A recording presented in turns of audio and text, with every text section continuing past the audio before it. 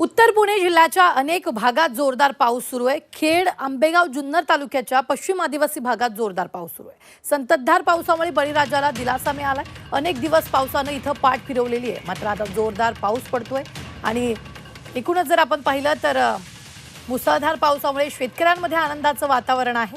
तर खेड, आंबेगाव, जुन्नर तालुक्यात पावसाची संततधार सुरू आहे। इथला आढावा घेतला आमचे प्रतिनिधी हेमंत चापुडे यांनी। एक दिवस विश्रांती घेतलेल्या पावसाची खरं तर दमदार सुरुवात झाली असून मी सह्याद्रीच्या पर्वतरांगा परिसरातील जुन्नर तालुक्याच्या पश्चिम भागात आलेलो आहे। खरं तर गेली 2 दिवसापासून या परिसरात मुसळधार पावसाची बॅटिंग सुरू असून मुसळधार पावसामुळे भात खाचरही पाण्याने तुडुंब भरलेली आहे। शेतकऱ्यांची खरं तर या ठिकाणी आता भात लागवडीची लगबग सुरू आहे। भात खाचरही पाण्याने तुडुंब भरले असून शेतकरी खरं तर सुखावलेला आहे। गेले अनेक दिवस या परिसरात पावसाने पाठ फिरवली होती, त्यामुळे शेतकऱ्यांची भात लागवड ही खरं तर उशिरा सुरू झालेली आहे।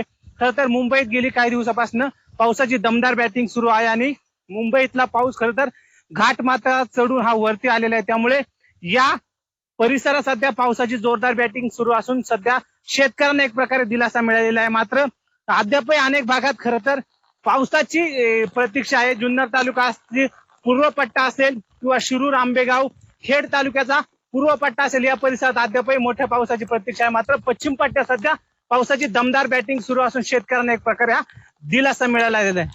हेमंत चापुडे, झी मीडिया, जुन्नर, पुणे।